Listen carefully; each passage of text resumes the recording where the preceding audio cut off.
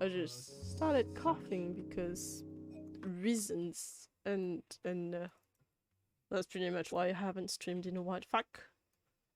Please, Streamlab. Please, can you not be difficult for 1 second? Hello, where is the game? Please, detect the game. Please, can you detect the game? Hello. I am dead. Oh, there you go. Does it detect the game? Oh, yes, there is. Fancy Bean is good. Fancy Bean is good enough. Good.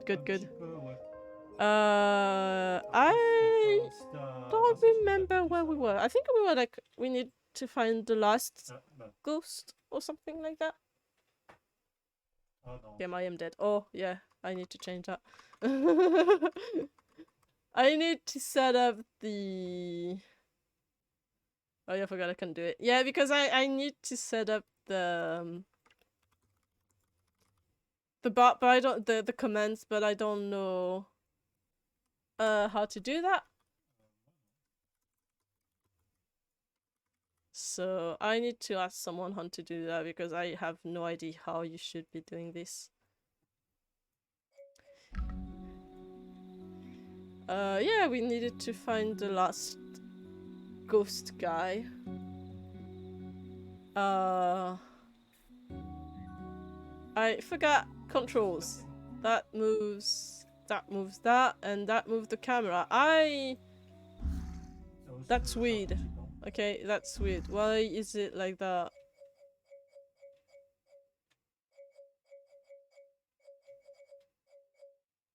Yes, no. No. Please. Can I? To left right page time. Okay, never mind. That's weird. There is the right stick to move the cursor and the left for the camera. I forgot it was... You can ask Ewan maybe. Yeah, you can ask Ewan. I would love that. Yes. Nom. Can we watch people pee? Ooh. Game Boy. Can't see inside the Game Boy. It's not a Game Boy, it's a play box.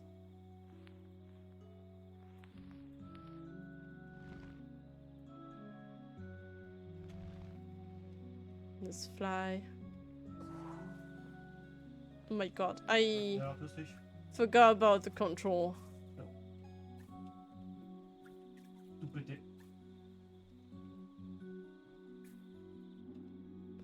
Think. Whee!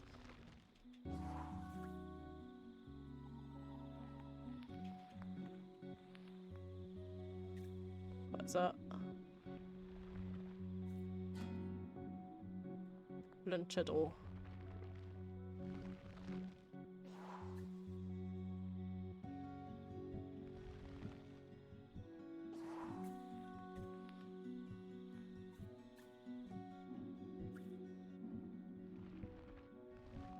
Razor. Would like this Christensen have several common names on Shermanston. Some people call them diddly widdlies, some say chiggy pigs, and on the north of the island they are known as old ladies' pebbles. I see. Towel. Oh, I can look into the towel. Towel. What's inside the towel? Nothing. There's nothing inside the towel. I forgot there was like stuff written under.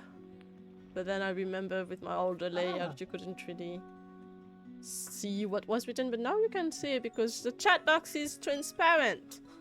Yay! El Fantasma. Let's see. Wood. What's inside wood? Ooh, box. Box. Brick. That's not a box, it's a brick. Oh! Crack hot tops. And beetles. With lice. Yum. La bombe à terre à côté. I can nom on the insect. Nom nom nom nom nom nom nom nom. Ah mais... It's fun. Ah mais encore une fois, ma chance.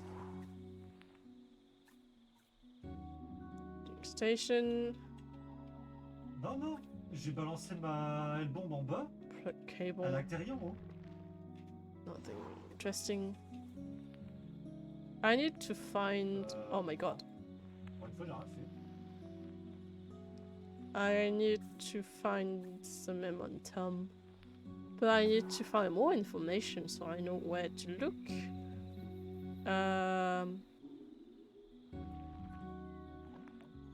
Oh, there's one here. Ouais, le corps efficace, c'est juste qu'ils l'ont bien nerf, quoi. Hello. Ouais, c'est le fait d'avant. I only knew Greg briefly, from the summer that I took over the campsite and he retired. He seemed harmless enough, if a bit strange, living in that nasty little caravan. It's raining. As part of his official handover process, he gave me a big box of rule books that I was apparently supposed to give every camper when they arrived. Je vais me casser la gueule. I couldn't believe them. The amount of inches apart each tent had to be, the angle of pitch, permitted colours of guy ropes. No skipping ropes, marbles, conkers or throwing games.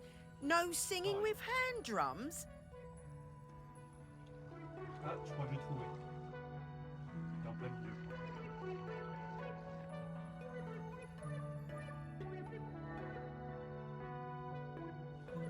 I built a huge fire on the beach, invited the whole site for a big party and burned the lot.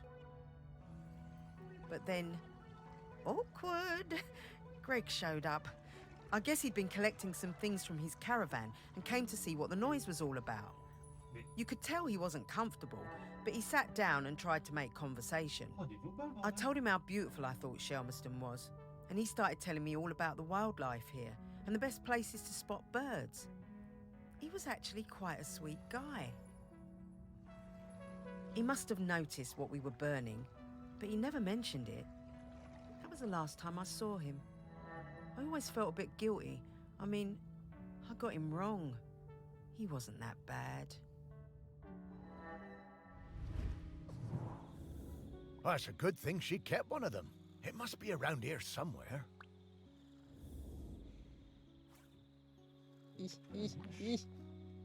Controls. Shelves. Ooh, what's that? What's this? Oh. Got it. That was quite easy. That one was easy. I remember I struggled a bit harder. What's this about dogs having to be on leads the whole time? Outrageous. Yay! Got the first one. Nice. Quite volcano. The story of Shelmerston unique geology.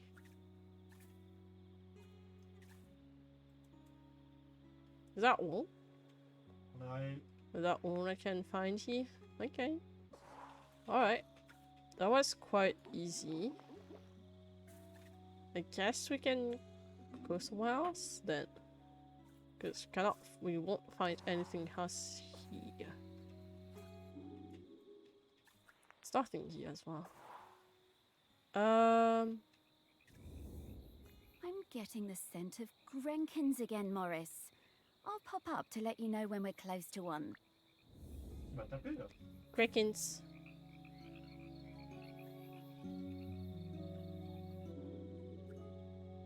Okay, area.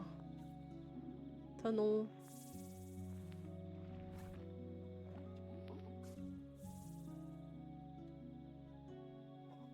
C'est l'exosquelette qui m'a tué.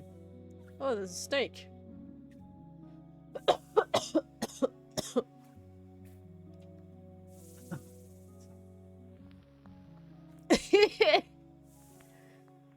Wait. Wait, how do I see the... His eyes are on the side. What is that? Nom. Oh, he ate the fig. hate the figure. It looks so derpy, I love it.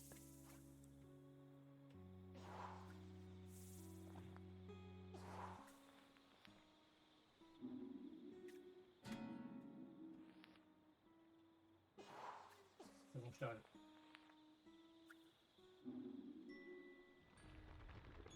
Ah, je l'ai mis en instable.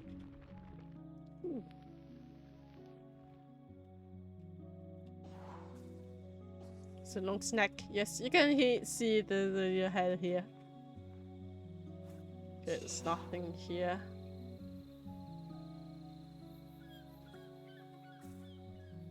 What the fuck is that?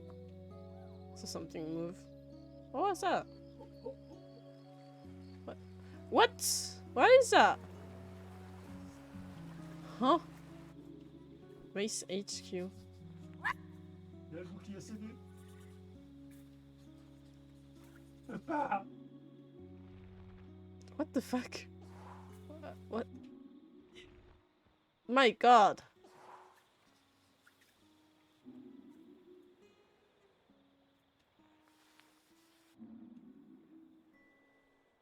What are you doing?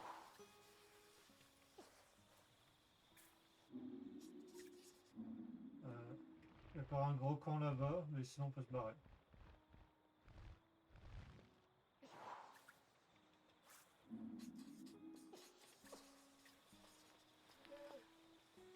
This is Shermerson Shell Racing Cup.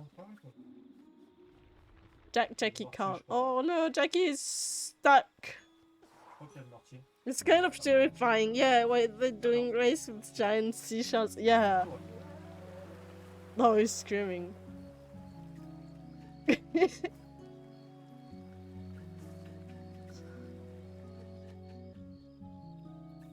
Okay, I want to check that.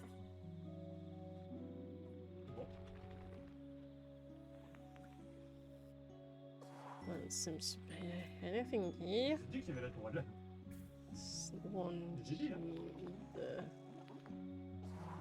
Oui, mais après, si, j'ai dit une tourelle.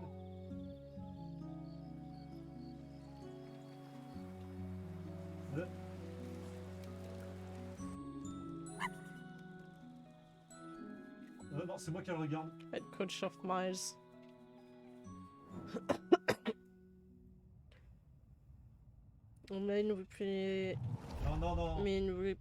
Miles and I pretty came much to doing Shelmerston for races the inside Sheller Predator Cup Sack, final. so yeah. Miles was the world champion for ages. C'est bon, là, elle est Greg, down. the campsite manager, was a huge Sheller fan. Always gave us the best pitch on the campsite. Repris dans la base. Miles was up early every morning, training for the big race. Greg would always be lurking in the background, taking photos. It became rather annoying. How many photos did he need? Oh god, and one time he turned up at our barbecue and wouldn't leave. The man could not take a hint. So, race day arrives and Greg is there with his camera, of course, getting in everyone's way. So Greg leans out into the track as the pack came past, Miles in the lead. And Miles goes crashing right into Greg. Total disaster. Miles goes down and Quasi flies past him to win the race. Miles was absolutely gutted. He definitely would have won it. Later that night, all us Shellers were on our way back from the pub and we heard Greg outside his caravan, just sat by himself, crying. Miles, he was such a good sport, went over and spoke to him, invited him over to our camp for a drink. So then Greg came back and hung out with us, brought his camera and showed us all his Sheller race photos. You know, that guy was actually a pretty great photographer. By the end of the night, Miles had forgiven him. Miles was good like that.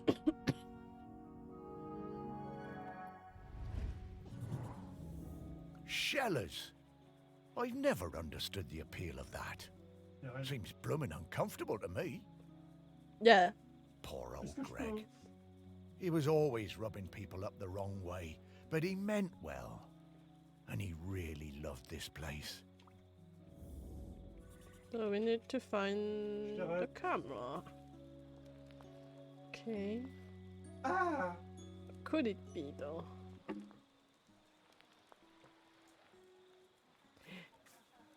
Pig has eaten some sausage that were only a little bit sandy and now dreaming about rabbit. Pig. C'est bon, merci. Hello pig. Alors, c'est How you pris, doing pig? 3 groupes, je crois, dans la gueule.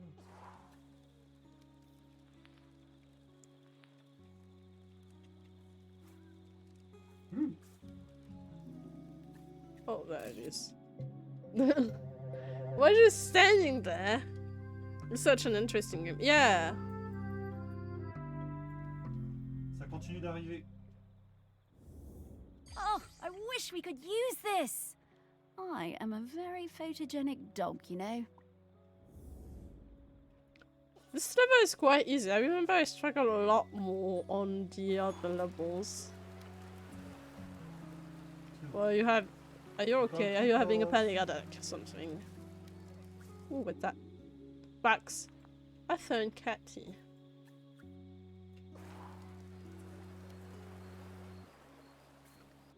What can I find here? Oh my god, how do you sleep like that?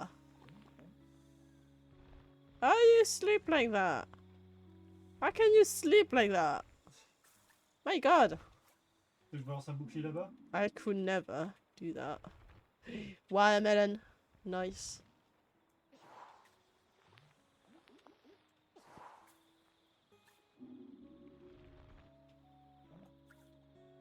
Ouais.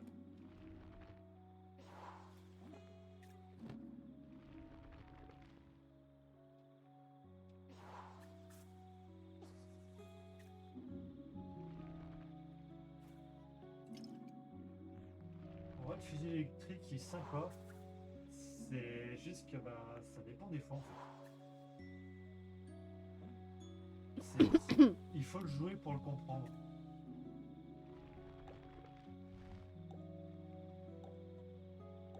Enfin, il y a une troupe à droite.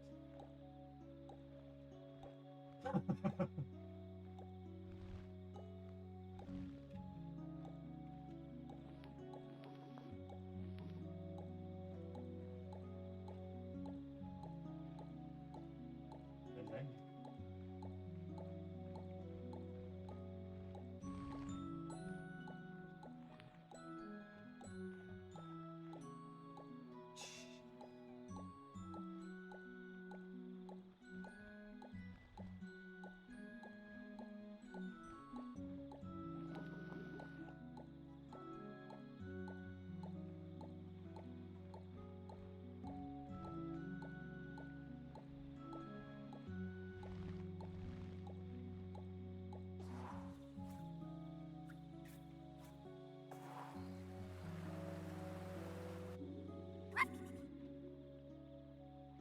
Something here.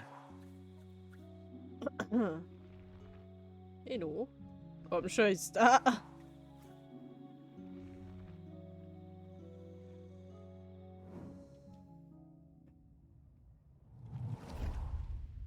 I love camping. We've come to Shelmerston every summer with the kids for years. Okay, our tent is a bit bright, but that means the kids can always see it. Greg seemed angry about everything this year. He told us our tent was outside of the regulation colours, and being around the kids seemed to really upset him. But they were only being kids, just running around playing. Greg was blowing that bloody whistle every 5 minutes. Ah, c'est bon. One day, Greg confiscated my little one's kite. He was terrifying. We still sometimes get nightmares about it.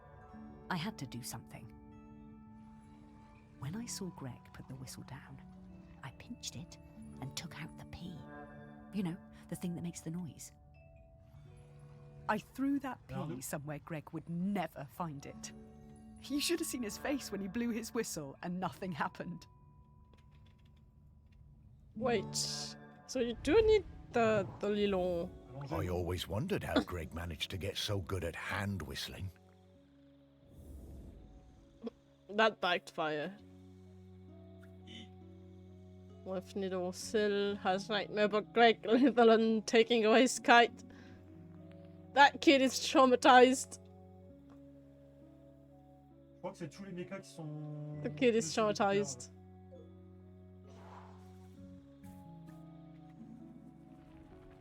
Well, we need to find the little ball thing. No, I don't wanna see it again. Grand monsieur pas bon.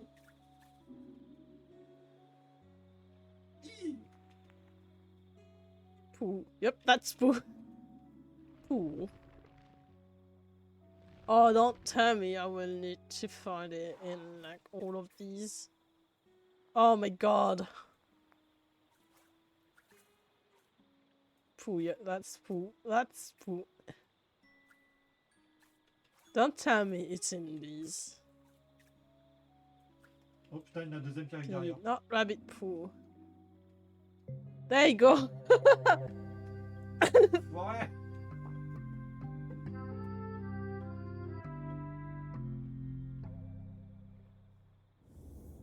Oh, the smell of rabbit poo. It doesn't excite me the way it used to when I was alive. Non. What do you mean by that? Sans recul, non. Yeah, oh, you can kind of see it's different if you look closely at it. There you go. Oh, Wabbit! Ah, bon, oui, c'est- Wabbit, there were no rabbit on Shammerson until someone released a pair of these feet, the ones in 1950. I love the Wabbit. Look at the Wabbit. Look at the Wabbit. Look at the Wabbit. Look at it.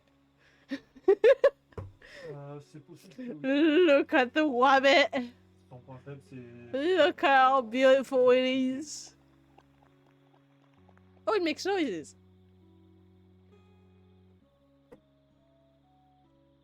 Il faut vraiment viser le crâne au milieu. Wabbit. More Wabbit. Look at that one. Oh, that one has two eyes. Faut tester.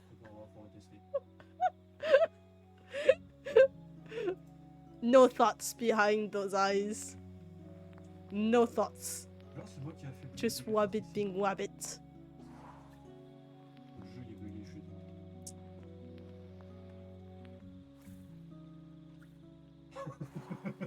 Okay, I need one more. I might have missed it somewhere. Nope. Nope. Hello. Oh, there you are. L'autre. My whole life I've dreamed of seeing a Jempson's sea owl. One day, I read the news that a guy on this little island called Shelmerson had discovered one. I had to see it. The only B&B on the island booked up really fast, so I decided to stay at the temporary campsite set up by the guy who discovered the sea owl, Greg Litherland. The atmosphere was amazing. There were twitchers from all over the world come to see it. Greg had given the owl a name, David Abrahams. A bit weird, but I guess he was the one who found it.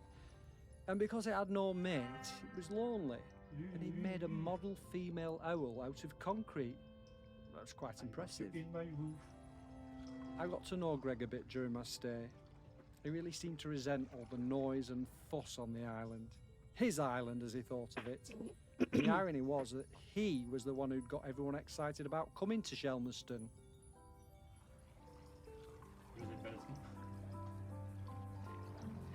Oh, I thought I had it. Yeah. Greg told us he'd take us up in groups to the owl's nest site, but I snuck up early with my camera. It saw me and it flew off hooting and I didn't get a picture. I was gutted. I had to make do with a picture of the model. It wasn't the Oh same. merde. Ah, désolé. You have to find a silly-looking owl. Remember that? All those bird watchers suddenly arriving and nowhere for them to stay. I didn't think Greg had it in him to start a campsite, but he somehow pulled it together.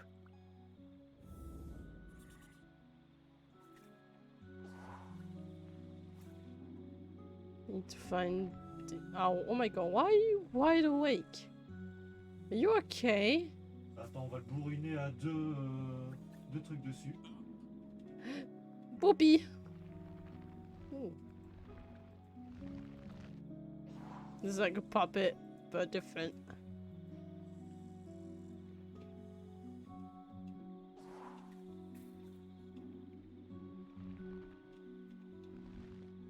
We need to find the owl.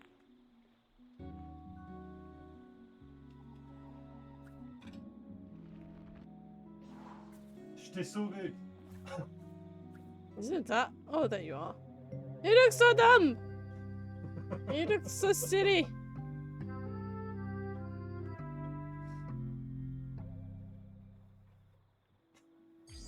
Little owl. Oh, poor old David Abrahams. Technique de la grenouille. It's David Abrams. It's pretty small. I thought it would be a lot bigger than that. Oh, but we need one more again. Oh, oh. I thought that was it. Tu m'as fait dévier.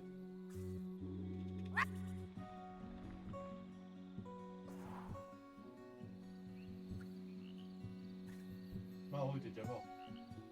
Non. Non.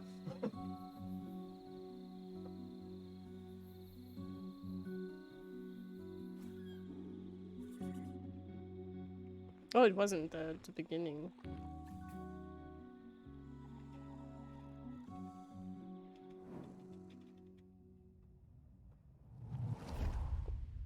My best thing is throwing discs. I am really good. I like playing with Dan and Toddler. It's our favourite thing when we go camping on Shelmerston.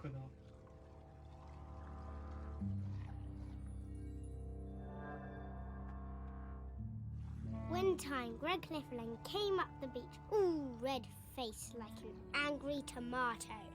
He pointed at a sign. It said, "No throwing games." He was yelling and shouting at us. He told me to give him my disc, but I wouldn't. I threw it high up into the air, and it went bang into a massive bird. Then Oh, the no. bird fell into the sea. I felt so awful. I never meant to hurt the bird. The whole thing was terrible.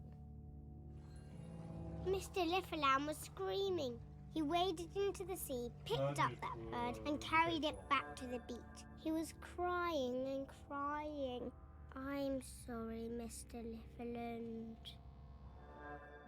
That kid just killed a fucking bird. Oh, Greg. Poor guy. Oh, and that poor bird. No. I guess that explains why he was always so prickly.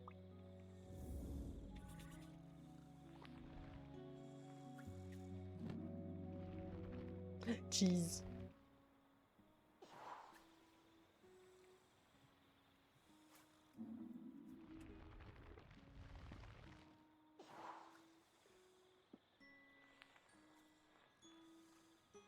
Maybe it's outside.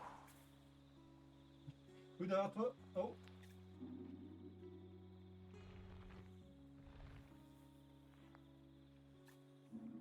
The flying disc is from. Is it the right one? Doesn't look like the right one. Hmm.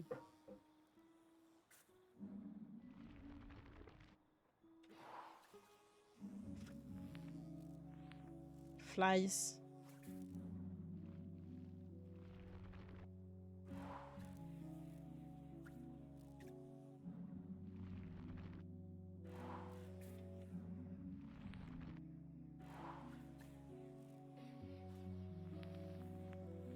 Je l'ai appelé.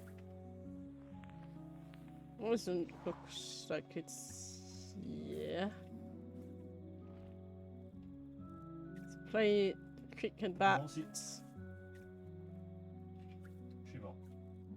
Why Il y a un didn't gros truc Ken? qui a rebondi sur la zone ici. Je sais pas si tu veux. Hmm. looks like it's here. Merci. Where could it Il y a be? des petits arrivent en bas.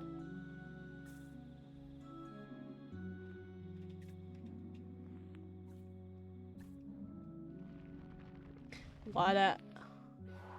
Bah, il arrive sur nous, donc...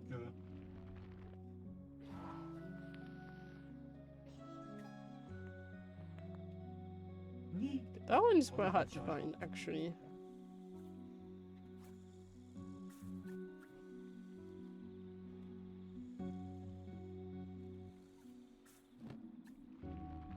Cold box, not that. C'est bon, je l'ai eu.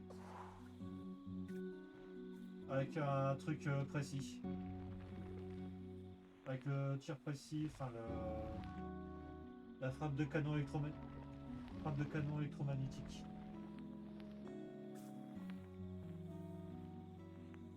Oh mais ils ont des jetpacks ceux-là maintenant? Disc here.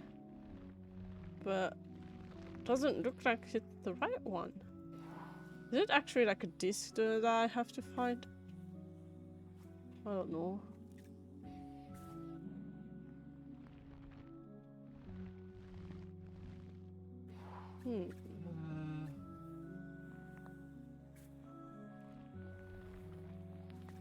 Oh, there you are.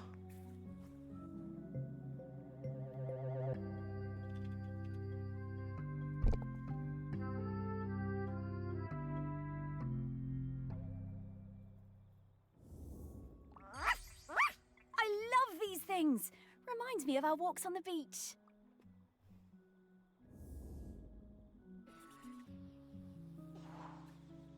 Pour mieux éclairer la nuit. I have all. Yay. Woof! Okay, I've got his scent. It was quite faint, but I'm a very good dog. Let's go find him. Woof. Je m'envole.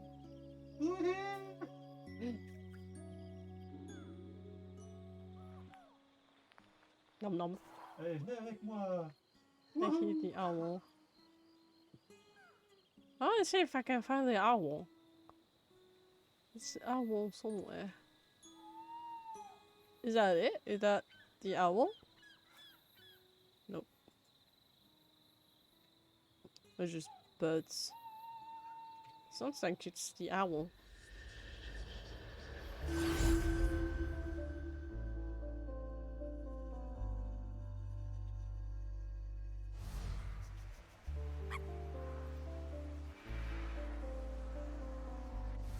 Oh, the ghost.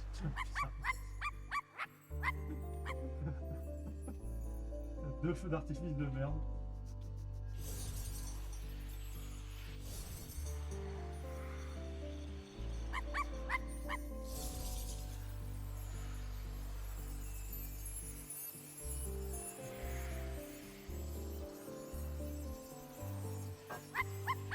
Oh putain. Il y a une troupe.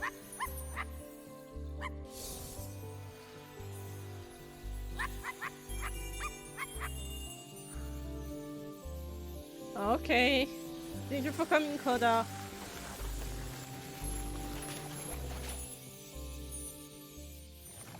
But no. See you soon.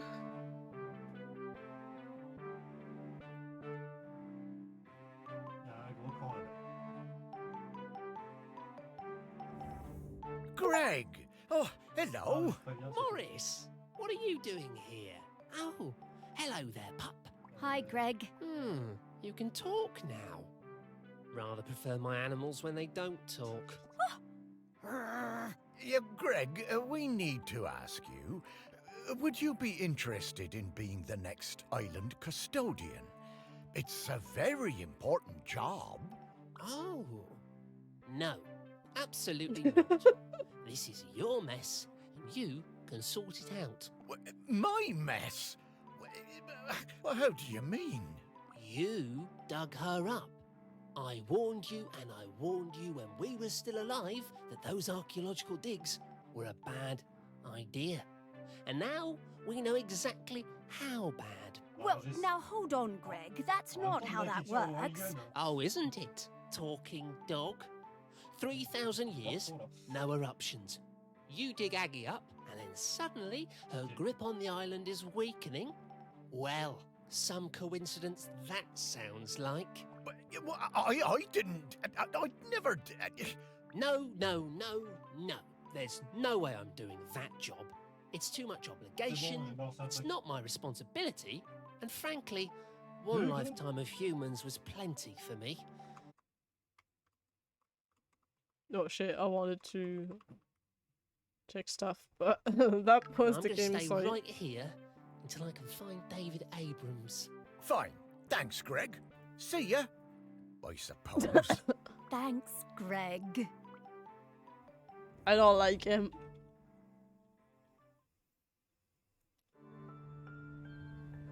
C'est ça. It's not looking good, is it, old girl? Don't worry, Morris. I hate it when you worry. It makes me nervous. He's waiting for David Abrams. I guess I'm like him in that way. The most important person in my life wasn't technically a person, more like an island. Yes, the island. This island. A whole island's worth of people and stories. Not like Greg at all. Everyone loves you. Really? Well, loved me, perhaps, past tense. No, they still do. And there's one more person who loves you we need to talk to. Our last prospect. I just know we're getting close now. Hey, Sparky, how do you know all this stuff? I mean, you're just my dog, aren't you? Well, nobody is just anything, Morris. I'm mostly the dog you raised, but I'm also kind of a messenger, a scout, part of something bigger. Aggie sent me to help guide you. Aggie sent you? No time to explain, Morris. We have to get to the last prospect. Well, however it came to be, I'm glad I get to spend more time with you, old friend. So am I, Morris. Bon, on va le faire. Now, off to see Samfire down at the harbour. Ah, Sam. Yeah, lead the way, girl.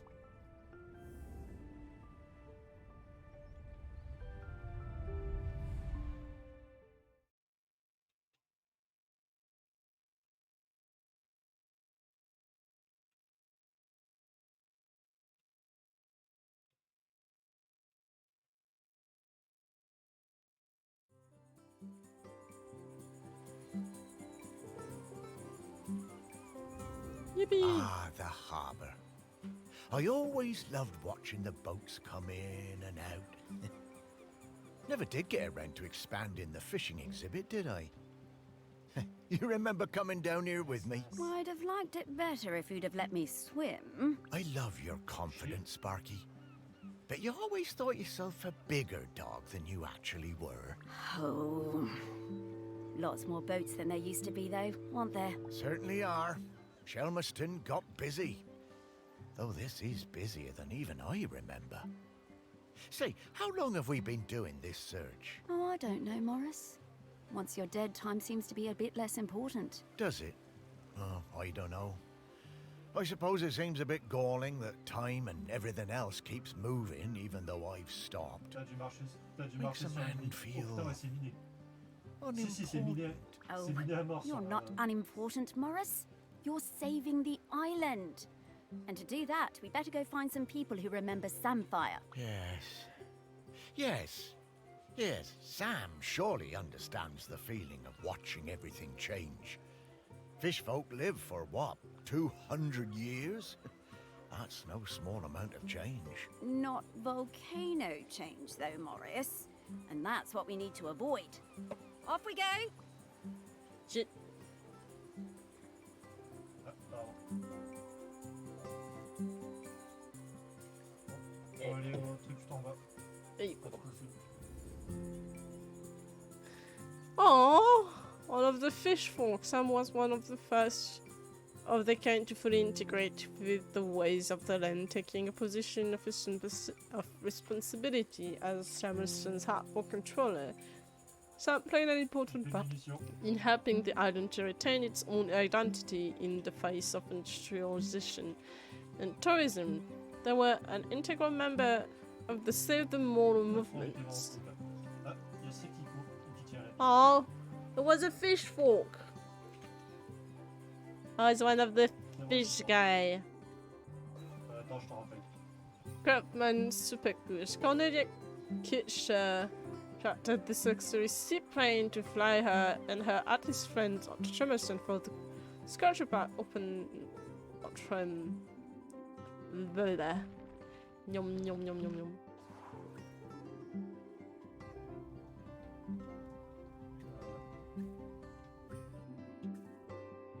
Something, yeah.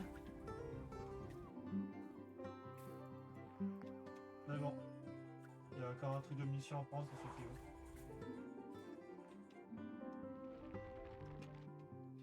Là. Ici dans le creux. Oh, I thought that was ice for a second. Hmm.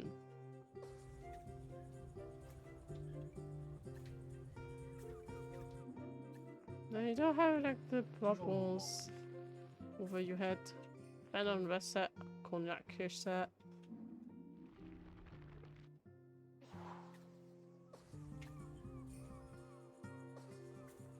Oh, it's in the water. Oh d'accord. Ah Thing that reminds him. Remembers him is in the water. What is that? No! Ça peut te sortir de certaines, My God. certains trucs, ça.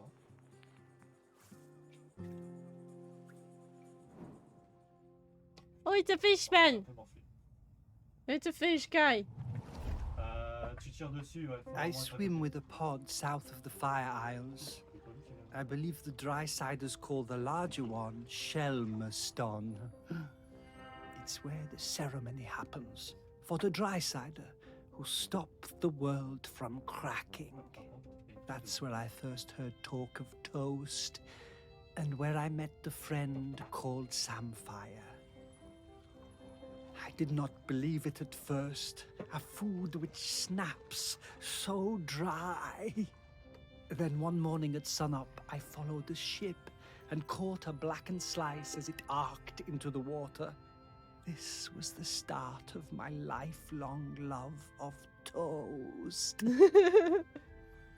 He I likes saw toast. Samfire on the dry side and came up out of the sea to ask them for toast. They asked me to put on some pants, but I refused to denigrate myself with dry-side fabric.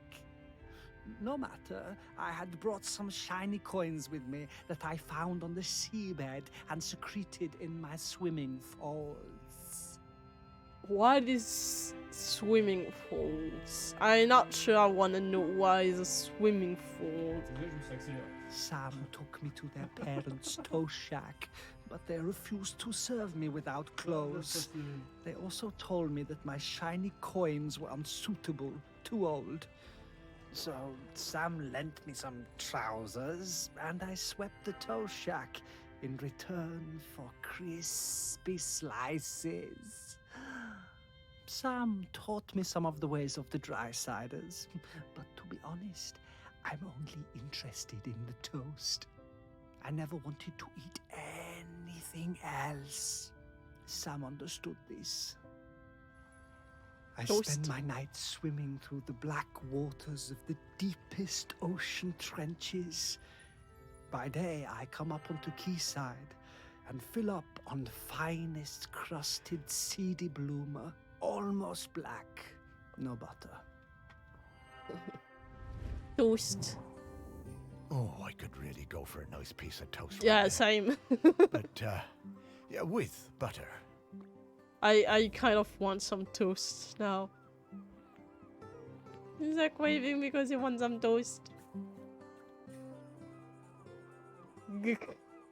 There's a toast in the seaplane, he just knows it. You want his toast? Where are the toasts? Give me toast. Chili jam. Ça fait fondre leur circuit. Tomatoes. Do we have toast? Where is the toast? Well, I could really go with some toast right now. I want some toast.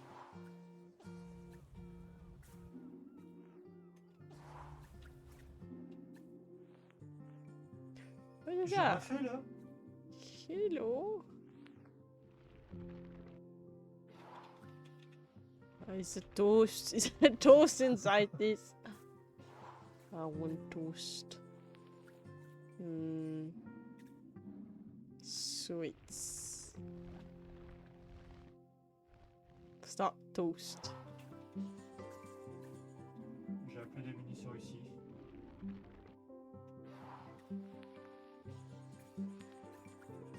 Non, yo, je suis pas pyromane. Where are the toasts?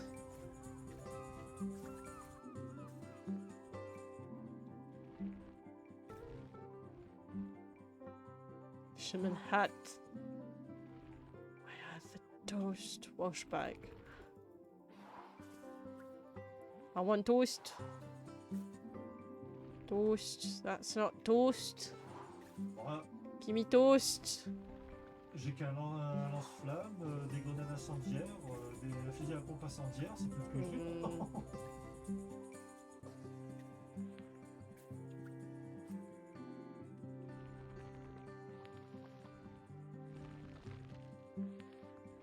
Ah non, tu l'as eu. Aïe! Pourquoi?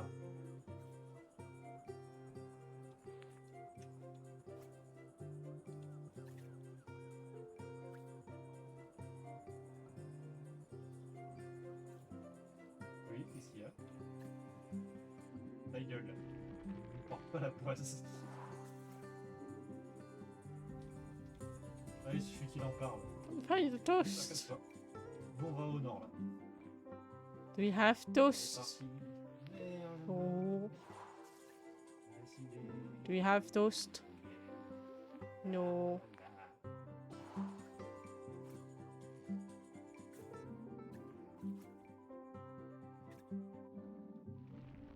This knife.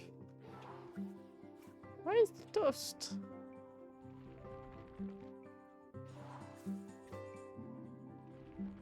Oh, what?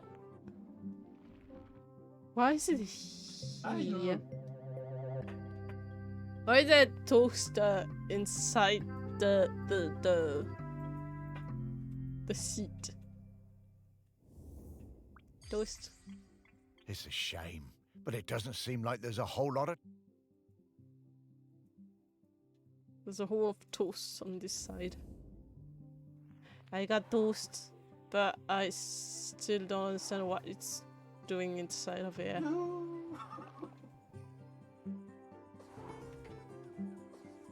I got the toast. I'm getting the scent of Grenkins again, C'est Morris. dommage, t'as battu 3 fois d'affilée, Lambert. It's Crickens, I know. Je vais lui mettre une note pour toi. Fist! That's a lot of fists. Hello, sir. Aïe!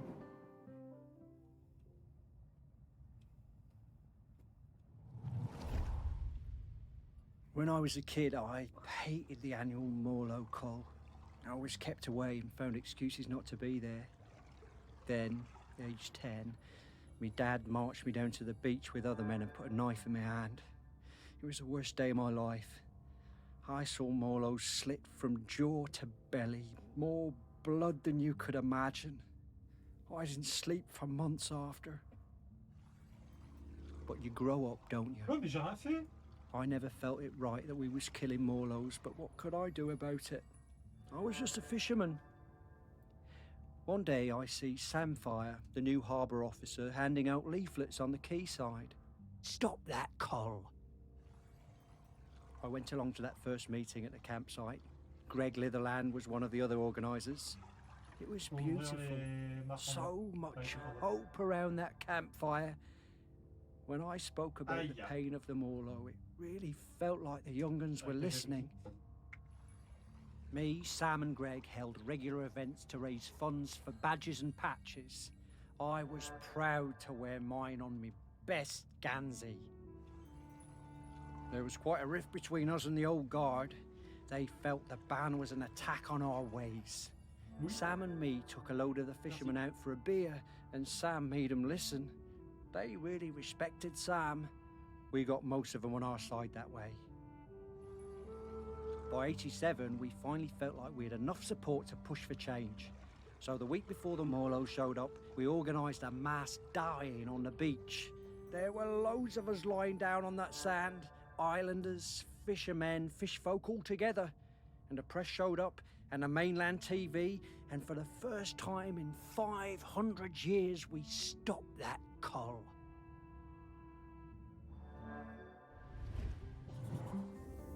I'm so glad we don't do that cull anymore. I was proud of Sam and that lot when they finally made the old uns see sense. And, well, I did my part. Held a lot of those early meetings at the museum, we did. Nice. We need to find the badge. Would make sense I would be inside. But where? Locker? Elles sont où les missions? There's a lot of badges on it. Merci. Ooh, sandwich. And quackers. There's nothing here. Banana. Ah! C'est qui m'a poussé? Banana. Nom nom nom nom nom nom. Nice banana. Me like. Ooh, there's something inside. Something inside the boots. What is it? Oh, it's a knife.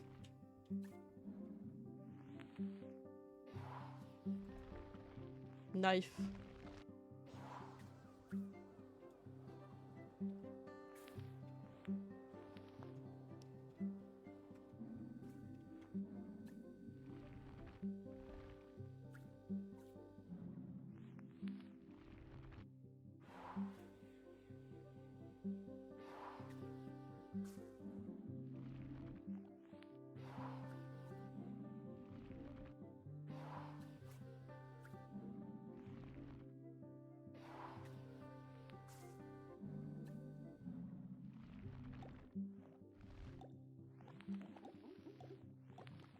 Ouais, c'était surtout sur TikTok, ça, j'ai l'impression.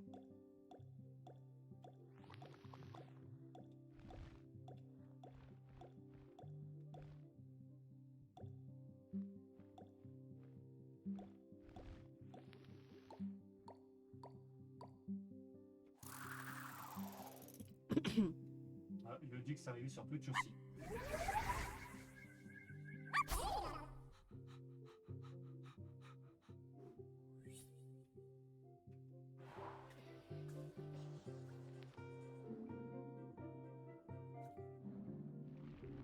Oh, there's only one left. Oh no.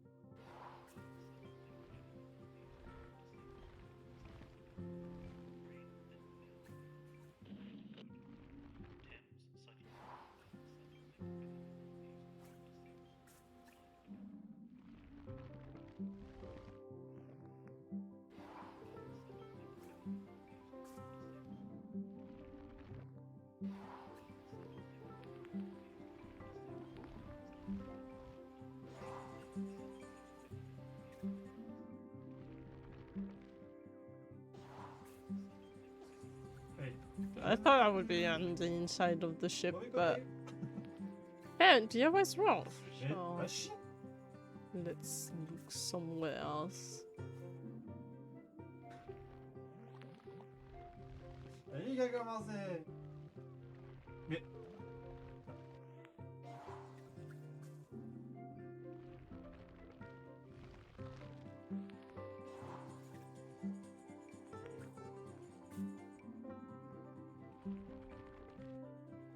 Tiens. Mais... Ah,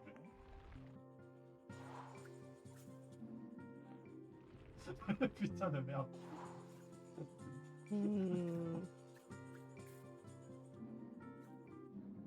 Mais bon.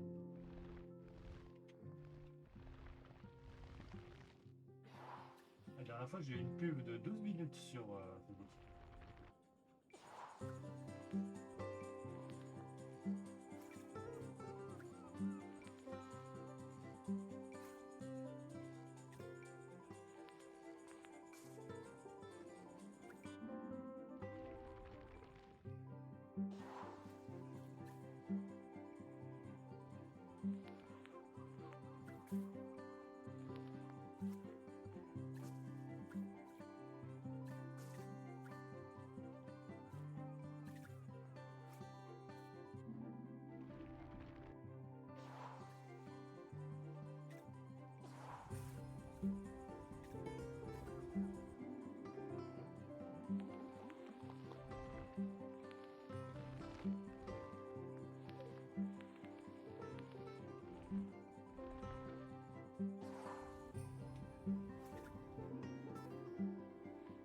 Maybe.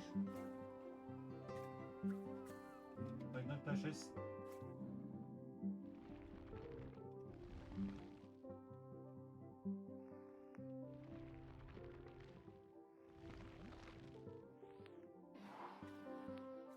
Ah oui, je l'ai déjà pris.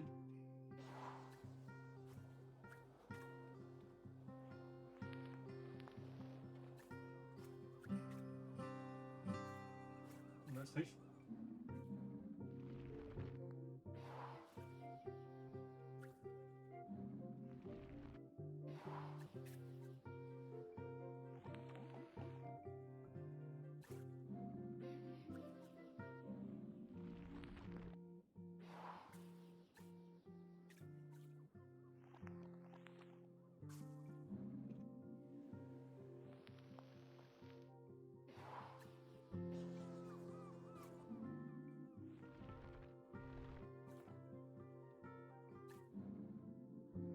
Oh, Ouais. I didn't see it. How could I not see it?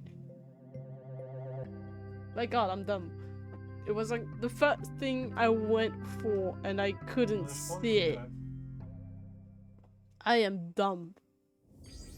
Oh, I love Morlos. Such gentle creatures.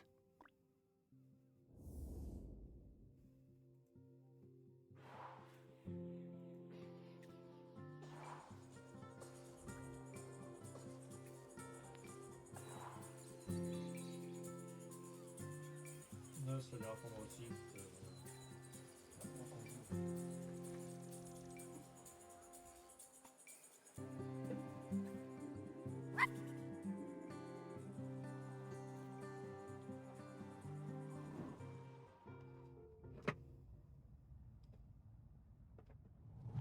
Shit. By the time Sam started as the harbour controller in 79, the fishing industry in Shelmiston was on its arse. No way to compete with those factory trawlers from the mainland, was there? Couldn't moor those things anywhere near the island, even if we had them. Of course we were all smuggling, stands to reason, done it? There was no money. All those old fishing sheds on the quay, the ones the tourists like, were falling down. Whole place looked, pardon me, like a tip.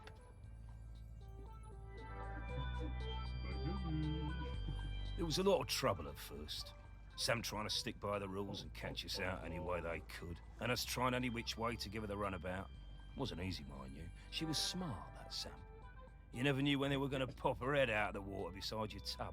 And to be fair to Sam, some of them smuggling boys were bad uns. Worse stuff than booze on some of them boats, that's the truth. Probably no bad thing Sam put a stop to it. But in time, Sam started to see how things were, how we do things, and we came to an understanding of sorts. If Sam turned a blind eye to a bit of the decent stuff, the harmless stuff, then we'd report the worst of it. I mean, we all want to keep the seas safe, stands to reason. Plus, Sam was partial to a bottle or two of the sheep shank on occasion. Oh, yeah. Sam was sharp as a gutting knife. They made us hand over some of the, shall we say, dividends to fix up the quay. all them sheds and that. Make them into something we can be proud of. Turn things around for Shelmerston, that did. Now we get more of those tourists since the big ferry started. And they love a day out on a boat. Ken takes them all out, he does. At the same time, Sam organised a kind of work-sharing thing with the fish folk. Got some of them to swim along with the fishing boats, help them locate the biggest shoals. Gave those big trawlers with all their fancy radar gear a run for their money. We'll never be big players in the fishing down here. But thanks to Sam, we hold our own. Bless him.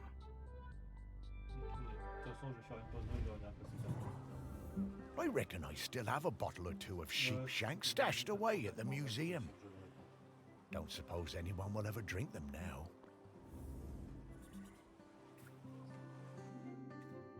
Fireball. Bottles everywhere. So now, which one is the right one?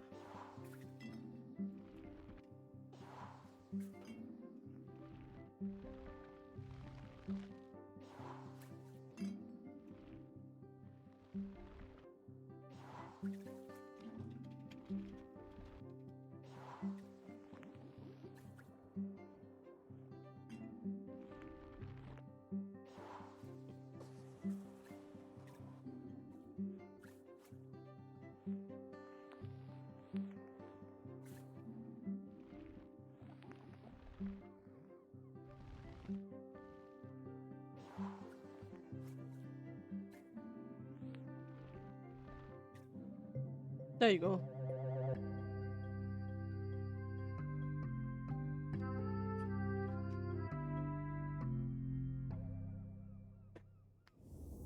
Ah, a different kind of spirit to the ones we've been looking for.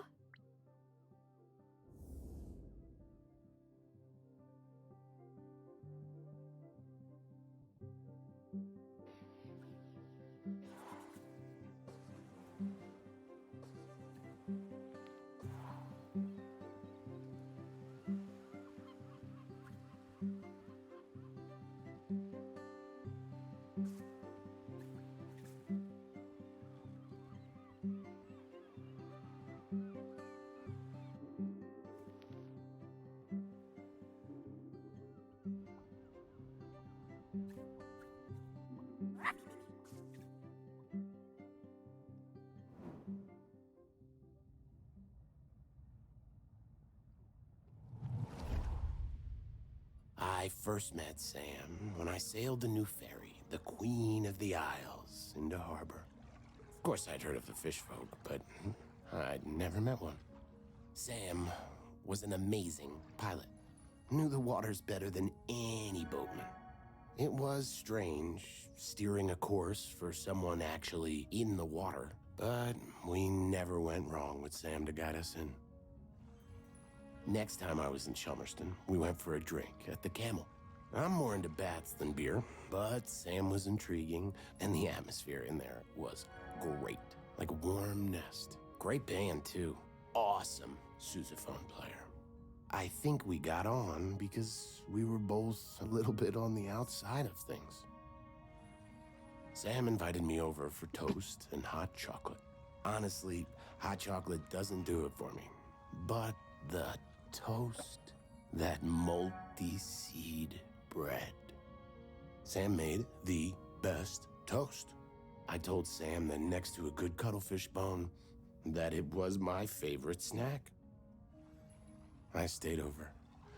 In the morning, we went for a walk along the beach. And just as the sun was rising, I took them flying on my back. We went up and looked down over the islands. Sam wasn't scared at all. They said it was like swimming through the air. It was on the next trip to Shelmerston. We just sighted land when Sam's head popped out of the water right beside my berth and passed me a fresh cuttlefish bone, carved especially for me. When we moved in together, it was the best day of my whole life. I put that cuttlefish bone on my bedside table within beak reach. I still look at it every day, every single day.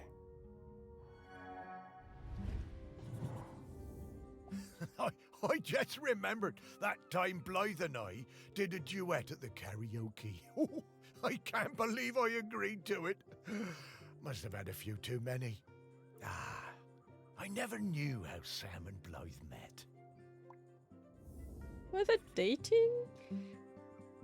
Plan of the Queen of the Island. Brady has been making the tune back and forth to Summerson for a number of years now. When Simon was alive, he was the partner. Misses them very much. Aww. So yeah, they were dating. Aww.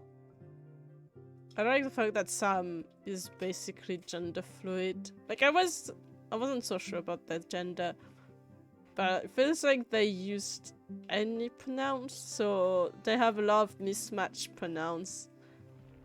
They use like mismatched pronouns when they're talking about them.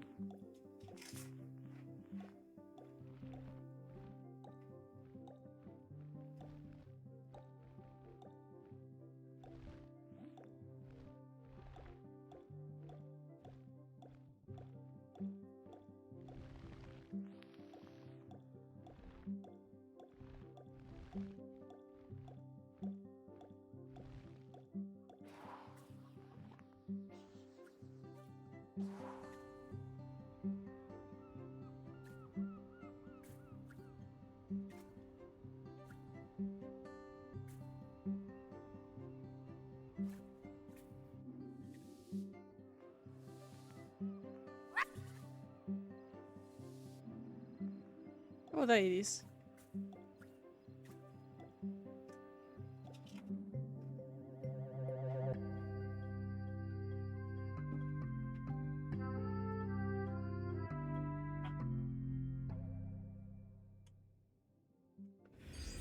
Oh, I used to love finding these on the beach.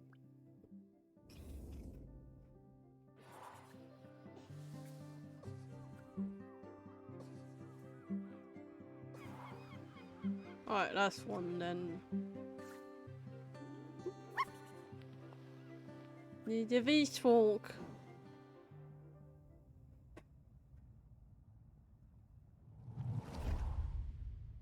It was the 6th summer after I spawned that I went to my first Aggie's Day ceremony. You know, Aggie, the dry-sider who saved the world from cracking in two. We don't go on land until we're 6 years old. It's all swimming, wafting around. Standing up is hard at first, the weight distribution. Anyway, I went up dry side for the ceremony, and that was where I first met Sam. It was so loud and hot out there, all that shell blowing. I was bored, and my body felt dry and heavy. I was too young, really. There were souvenir stalls selling bracelets with little stones of polished lava. I wanted one so bad, I would not shut up about it. Sam saw I was fed up. They took me up the beach, away to the dunes, and Sam gave me a little polished stone of my own to play with. Had a heart of gold, they did. It wasn't until years later that I found out it was a tiny replica of the one Aggie died on. We became good friends. Sam helped a lot. They were always on my side. My pod, we were quite traditional, didn't like us working with the dry-siders, but Sam talked me into going for the job as a diver on the new harbour. If it wasn't for them, I don't think I'd have tried. That stone was my lucky charm. I took it with me when I went for the interview, and I took it down with me when I went on my first dive. I had a pocket made specially in my tool belt. Sam took me under their fin, invited me out to the Camel, and let me stay with them and Blythe on the ferry if it was a late one. And there were plenty of late ones. Karaoke nights are still my favorites. Every time I feel that lucky stone in my pocket, I think of Sam. I remember all the fish folk coming up on the beach for Aggie's Day when I was a lad. Seems less of a big deal these days. I guess they still celebrate it, but, well, it's a lot more sedate. Back then, oh, it was a huge event.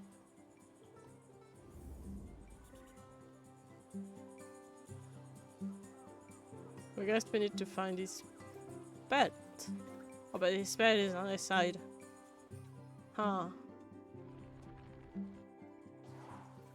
We need to find the stone.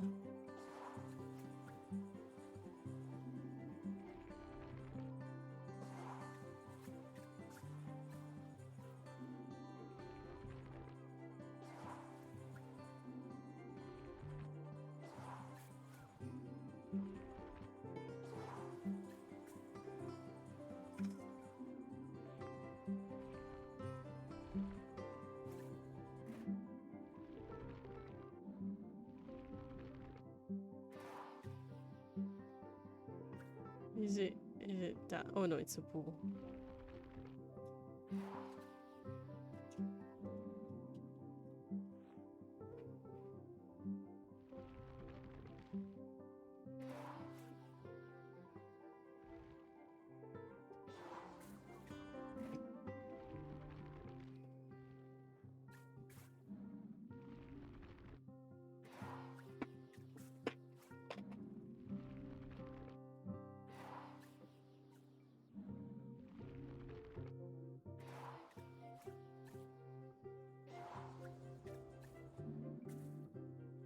Course, Court must be in there.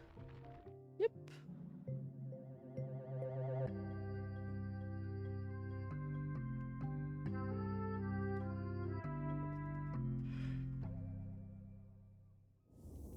Oh, magic stones? I knew humans were superstitious, but I thought the fish folk would be a bit more savvy. Ta-da!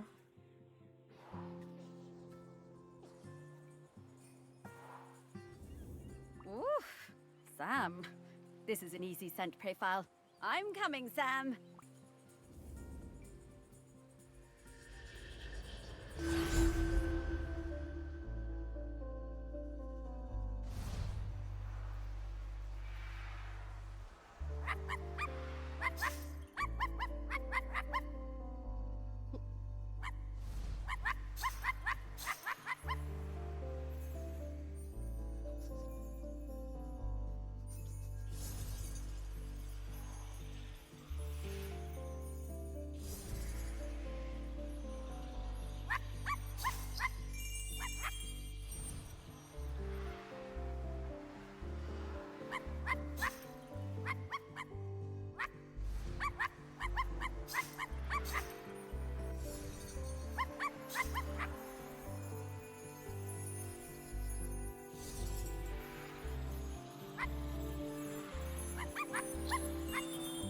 There you go.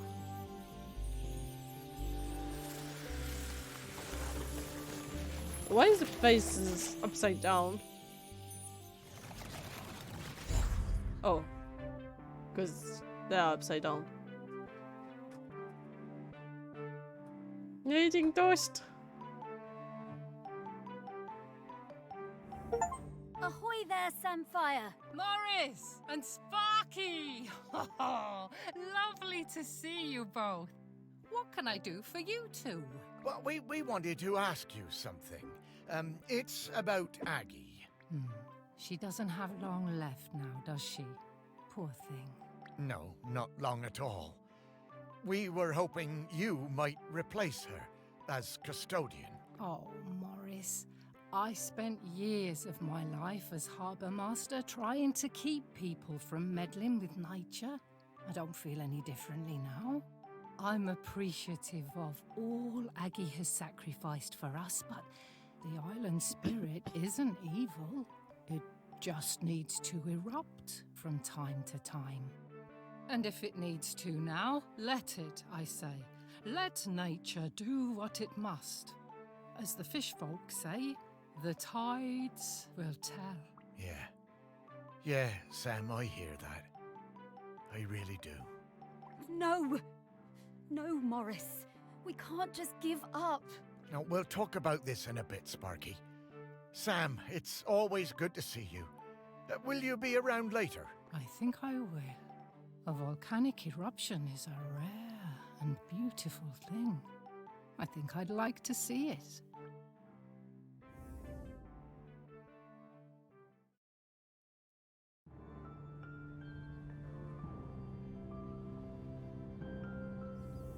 Okay, we just need to talk to Aggie. She'll know what to do. No, Sparky. I've been thinking about it, and I think Samfire's right. I think it's maybe time to let the town go. No, Morris. It's not. No, it's all right, Sparky girl. It's over. This isn't my town anymore. The only ones around here who remember me are ghosts. That's not true. No, it is. But that's all right. Truly it is. Everything for a season and all that. And I miss the people I knew. The people who've moved on. I want to see them again. I think I will take Pete Nochop on his offer and head into the west with him. Shelmerston doesn't need Morris Lupton any longer. Morris Lupton, you will not give up. You have been granted a precious responsibility and you will honor it. Sparky? I'm sorry about that. Remember when I told you I was mostly Sparky? I am, but mostly. Then what else are you? I am the rock that you stand on. The wood you people built this town from. The magma bubbling beneath your feet. I am Shelmerston. And right now I want to erupt. But I have also made connections to the things that live here. Connections I want to keep alive. I need you, Morris. Right. Well, And I'm still your Sparky. And I need you, Morris. We all do. Oh, Sparky. I know you feel forgotten. I know you want to move on. I do too, but I can't until I wrap up this last bit of unfinished business. Will you try one last avenue with me? If we still can't find a solution, then I'll be done. It'll all be done, and we can go into the West together. Please. All right, Sparky. One last try. But who else is there to talk to? Aggie. Aggie? But where is she? Oh, she's everywhere, isn't she? She is, but I can sniff her out. I just need some mementos. But where would we find mementos from back then? Oh, of course. Back to your museum, Morris.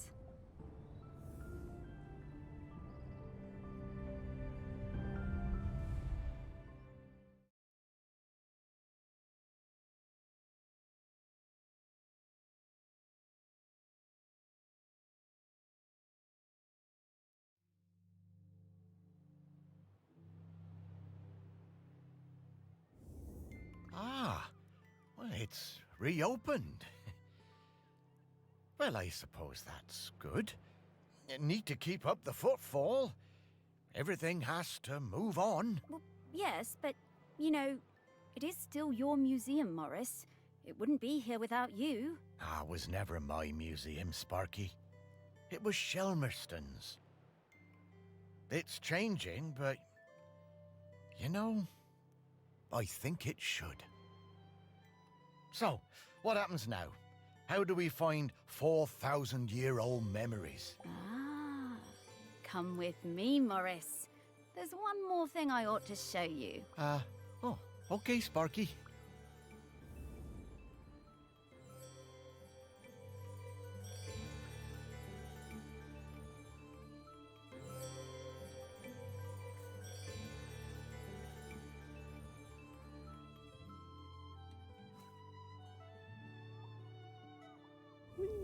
Well, don't suppose I'll ever look at Aggie's room the same way again, will I? Morris, take a look at those skulls, please. The skulls? Well, they have memories inside them? Oh, that's rather morbid, Sparky. Not quite. Look, I didn't explain this before because I felt things were confusing enough, but that slicing is a bit more powerful than I've led you to believe. Oh, well, what do you mean? Well, we aren't limited to memories of people who are alive. People are bounded by time, but memories aren't. Check it out.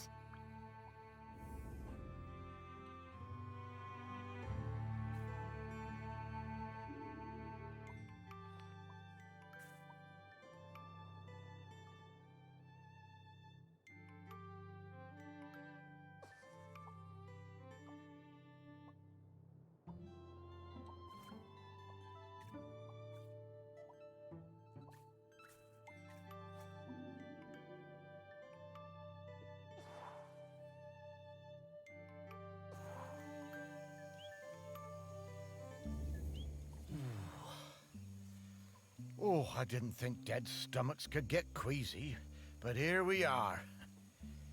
Where are we, Sparky? When are we, Morris? This is Shelmerston in Aggie's time. You should be able to find some memories of her here. You are some dog, Sparky. Num num.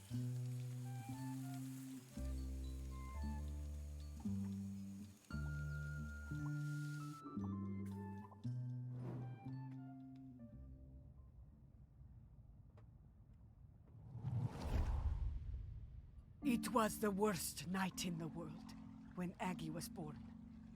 It began in the old village, the one swept away by the rivers of fire. The ground shook and the earth split open and spat sparks. The sun hid and the huts burst into flame as we fled.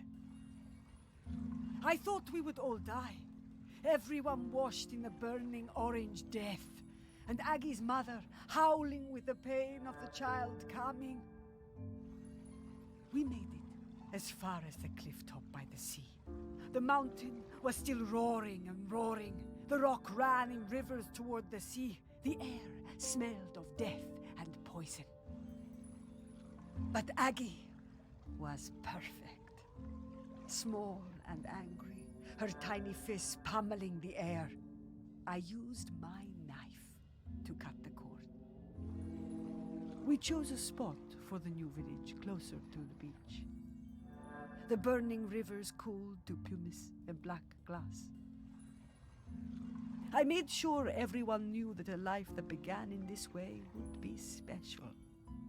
Not everyone believed me, but Aggie proved me right. My goodness. Giving birth like that must have been awful. What a terrifying situation. So, where do you think that knife is? Should we look around here, or...? No, I'm pretty sure I've seen that knife before. Back at the museum, I reckon. Okay, Morris, let's go.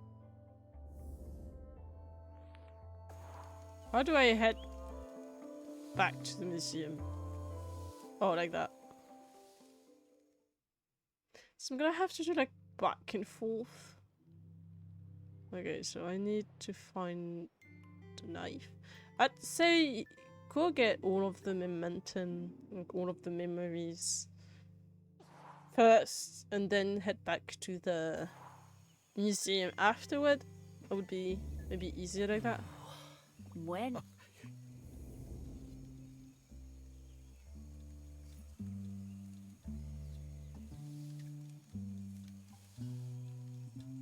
Oh wait, no, I do have to head back because I cannot stay longer here. Okay, never mind then.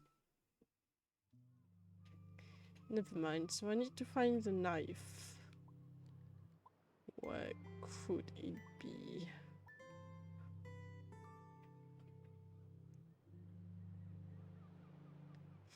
Fishing...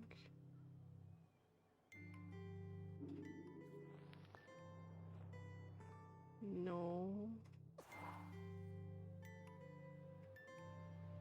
No.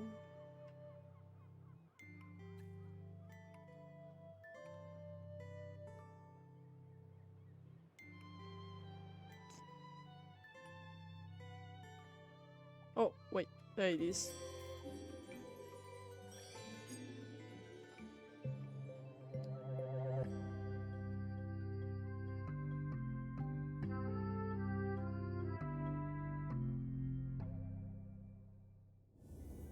Beautiful. And to think that people had not long stopped using flint tools when this was made. There is so much history in this knife. Ooh. I'd love to see what else it got up to.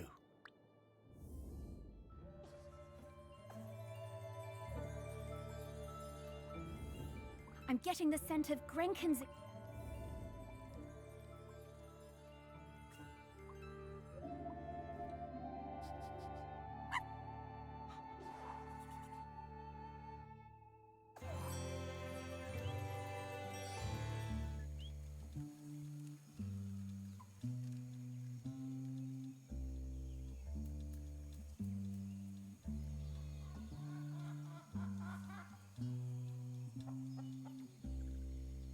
Goat.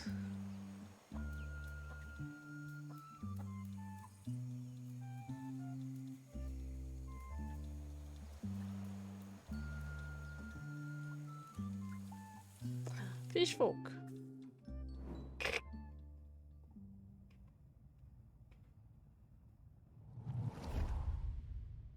Of course, we watched her.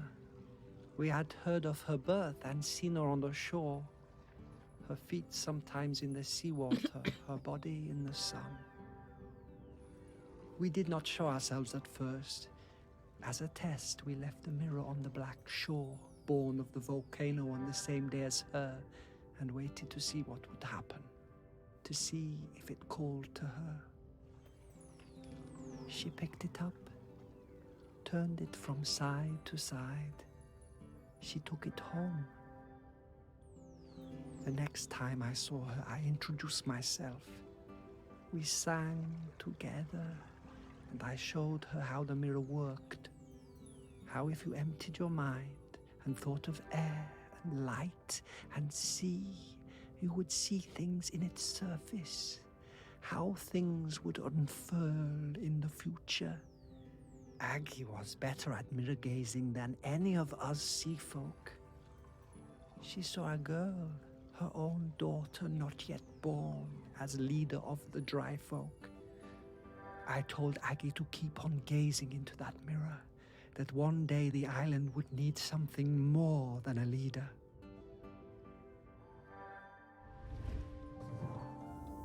Oh, I had a box of rocks that looked like that mirror somewhere. Where did I put it?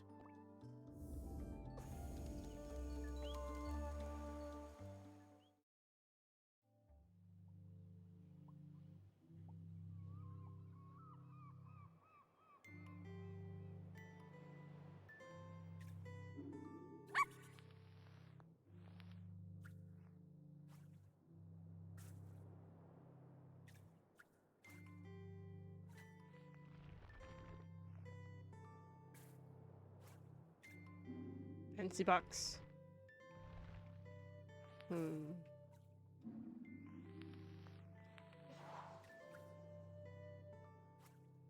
Oh, it's chocolate. That's not what I wanted.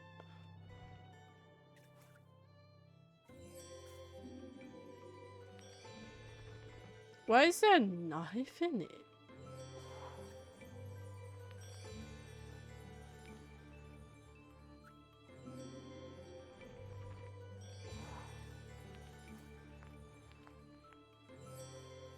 Oh, here's the beer. Like disc.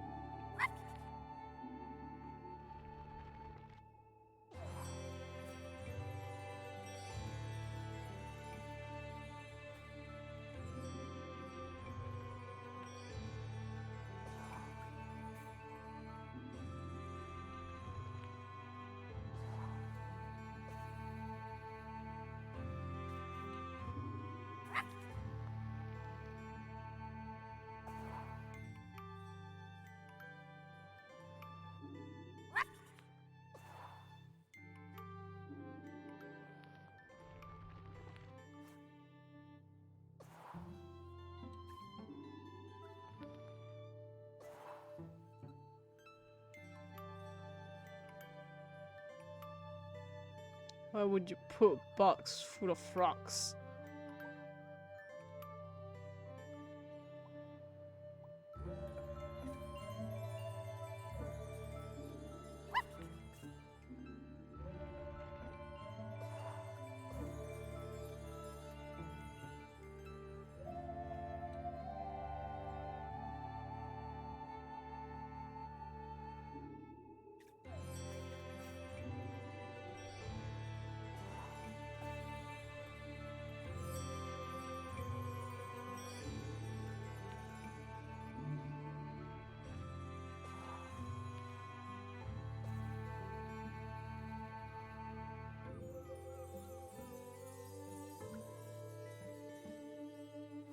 See, I would have thought it would be somewhere in there.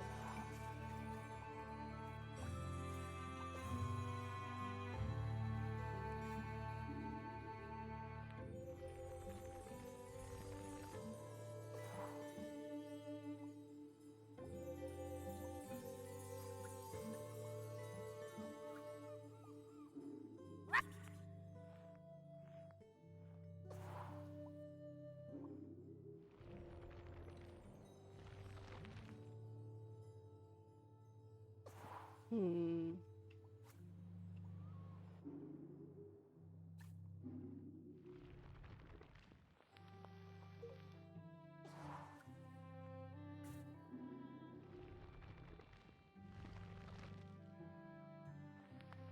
Isn't it just that? Sitting mirror. I feel like I'm close. Not quite.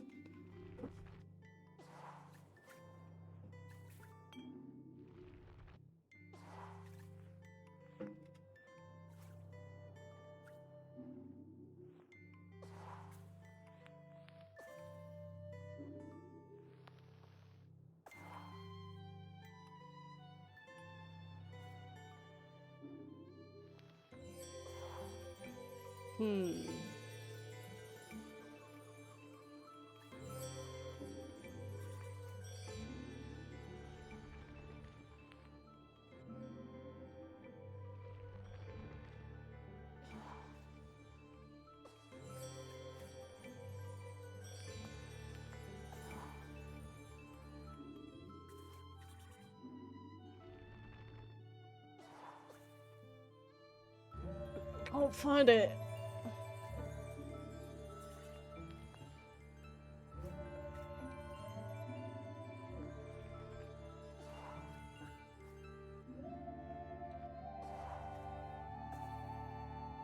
I said it was in a box, but I cannot find any boxes. The only boxes I found was the one with chocolates in it. That one fancy box. But it's not that.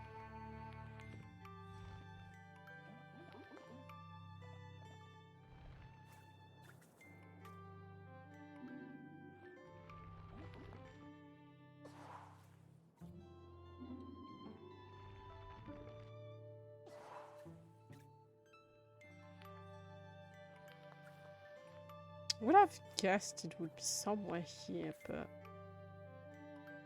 it's nothing really.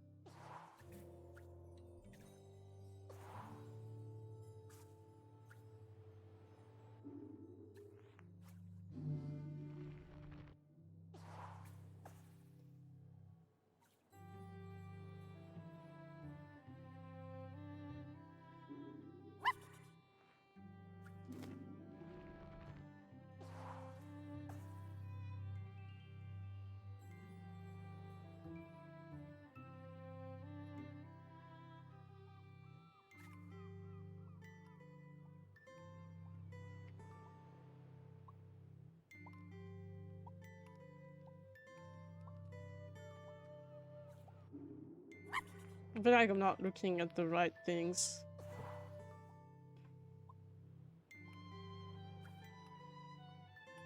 Oh, oh my god. There you go. I didn't see it. I was going in front of it for like 10 minutes and I couldn't find it. Whoa. This thing is really powerful, Morris. Can you feel it?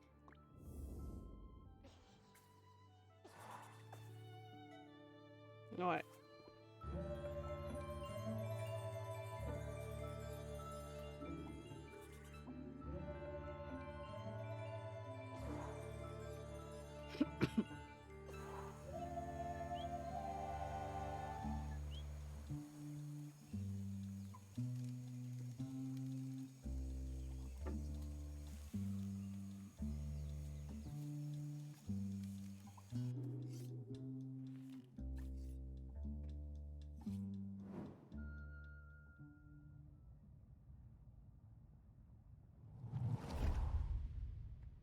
was always fearless.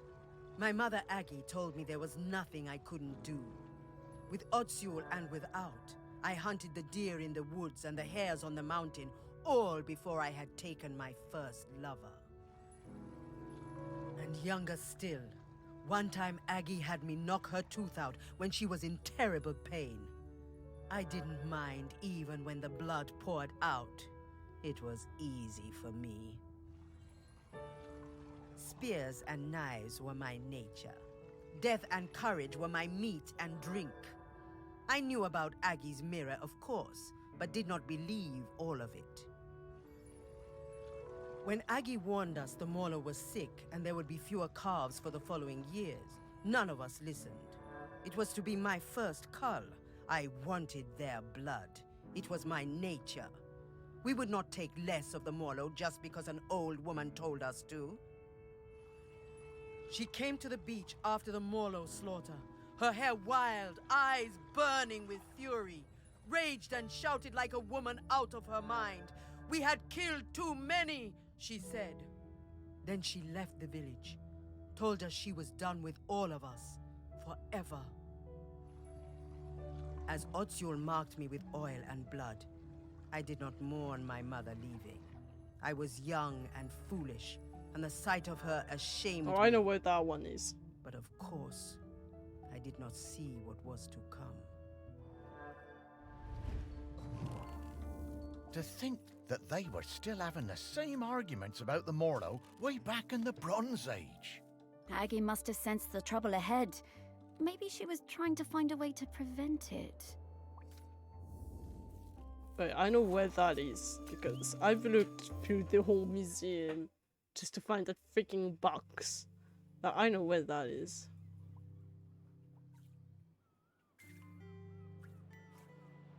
Blump. It's that one.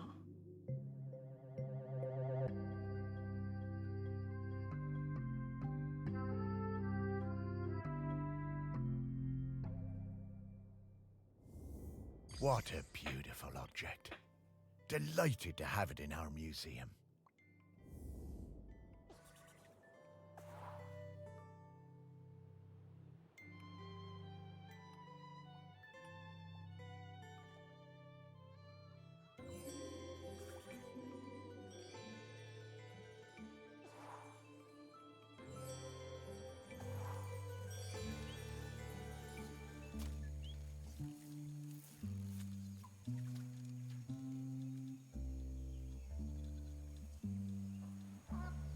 Fishful.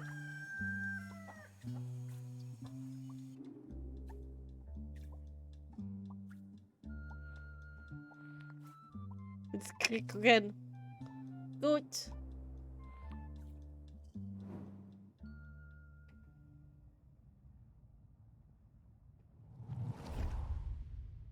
She was alone, and I would bring her food sometimes, samphire and sea urchins. She would make dry food and we would eat it together. Textures unlike any we knew that broke apart in your hands and in your mouth. We would sing together, make tea together. We became her family. The dry folk left her alone. She had a companion for a few seasons, a hind who came down from the mountain and slept at her fire. And then, for a few more, a golden hare that ate from her hand. One night we all felt it, those of us in the water and those above, the island waking, rumbling, alive again, more furious than before. I found Aggie awake, tending her fire, unsleeping, unresting, staring into her mirror. She told me she'd seen the island sinking into orange fire and boiling sea, lost forever above and below. The village and our town in the sea caves, all gone. Aggie went to the shore and blew the sinistral shell, calling our people up from the water. Aggie sang for them, the oldest song, and we spoke for some time. That night, the sea and sky was all the same color, a deep grey blue like a mackerel's back without the glitter. As the dawn approached, Aggie left the beach to return to her people, to tell them what must be done.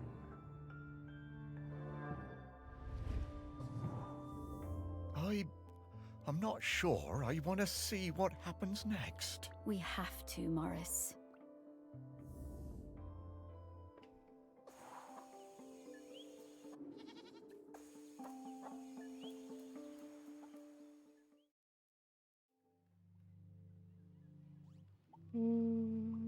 Seashell.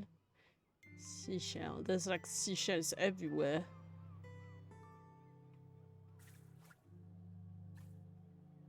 The one was rather big, but I guess it's that one.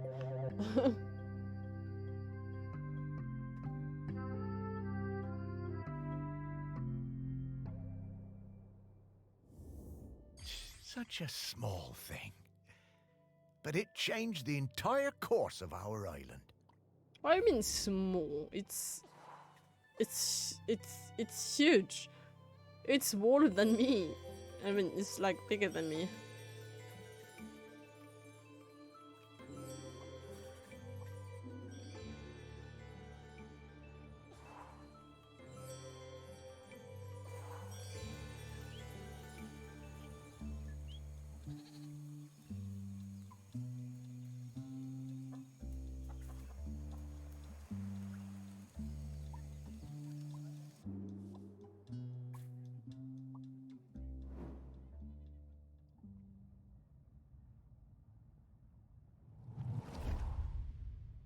We heard the shell and knew Aggie had returned.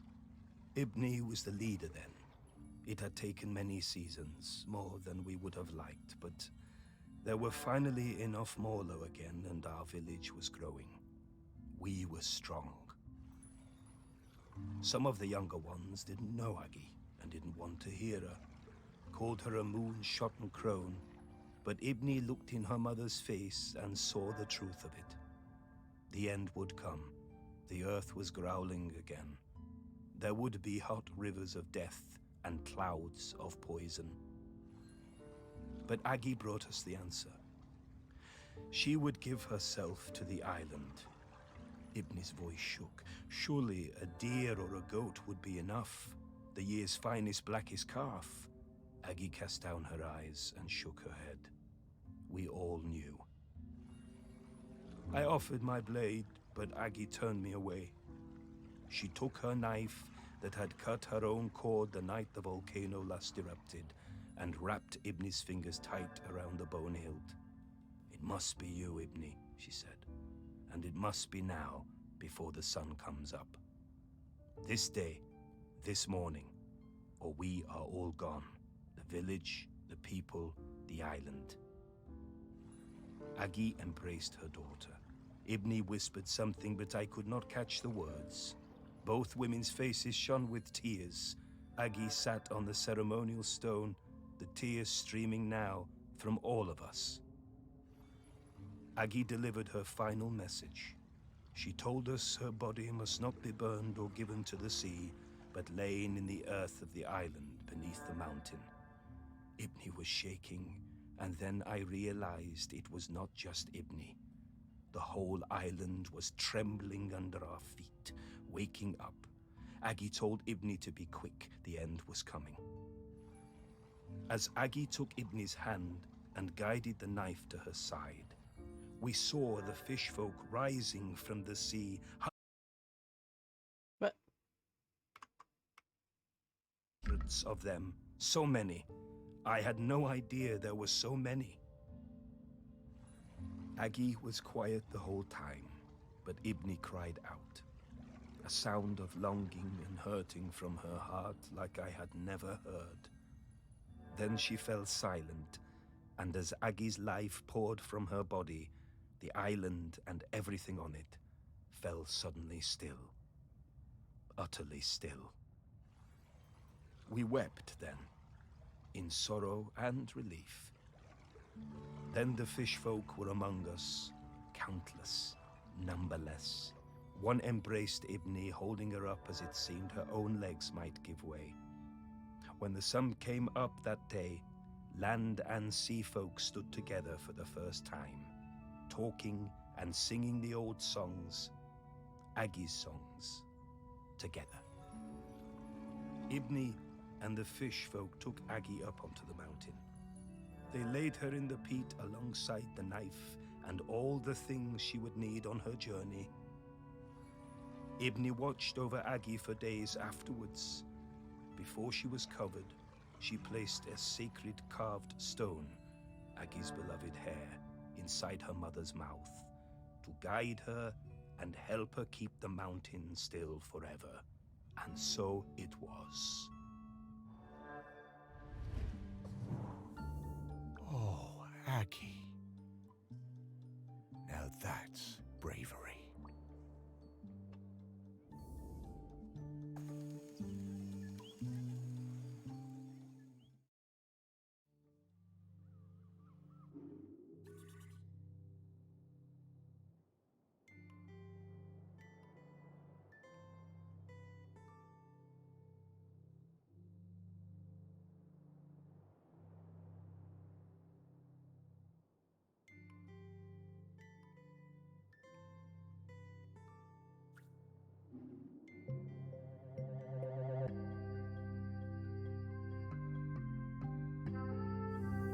Hey, Sparky, it feels a bit, disrespectful looking inside Aggie's body like that. You were the one who dug her up and put her on a plinth, Morris. Yeah, but I... Relax, Morris. This body isn't Aggie anymore. She's long past needing this old thing. Well, all right then.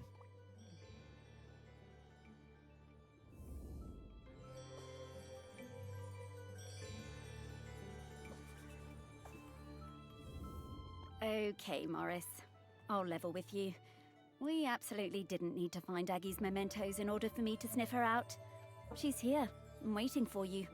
She has been this whole time. But then, why did we need to visit the Bronze Age?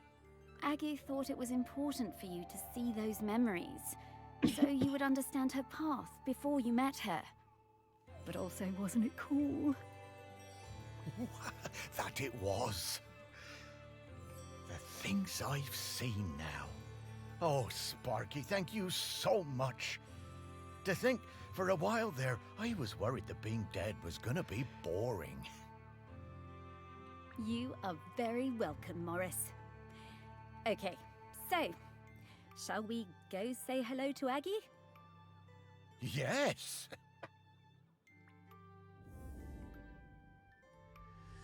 De qui tu pues? Oh, tu qui tu sens pas? Morris! Sparky! It's so good to see you both. Hey, Aggie. Wait, you know me? Of course I do. Morris Lupton, one of the best-loved men in the history of Shelmerston, with the very finest dog. Me? Oh, I don't know. Come now, let's go out of this place, into the air.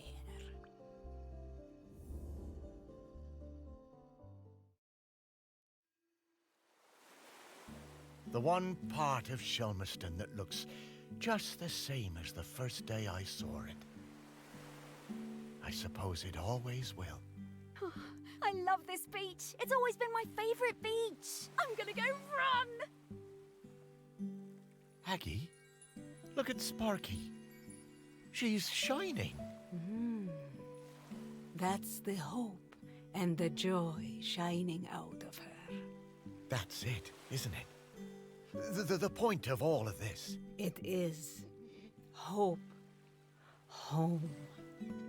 This island, it chose the two of you just as it chose me. And where will you be heading now? Heaven or something? Heaven? What's that? Well, I don't quite know how to explain it. But to me, it would be an awful lot like this beach. I don't know where I'm going, but I'm hoping to see Ibni, my daughter. It's been a very long time, but I remember her. We never forget the ones we love, do we, Morris? No, I don't suppose we do. I think she wants something, Morris. Huh. Would you look at that? I just found a tennis ball in my pocket. Here you are, girl.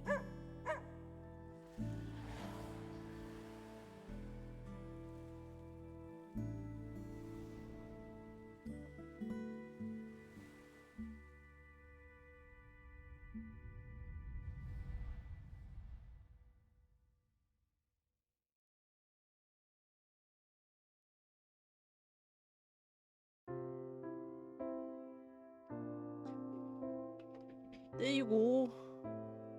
I finished. I am dead. Was a night's game. Was quite interesting.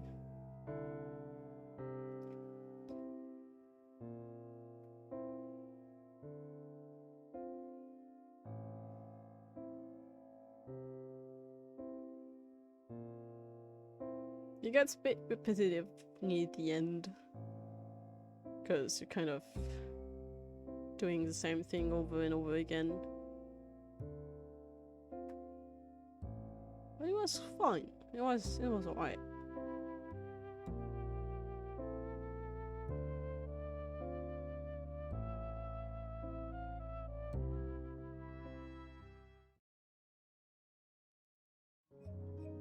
Yay.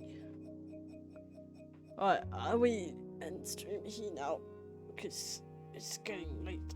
I didn't plan on streaming that long, but I didn't think I would have that many things left to do on the game. But yeah, it's done. Can I see all of the Grekins I got? Oh, okay, I cannot. I want to see if I can see all of the Grekins, but no, I cannot.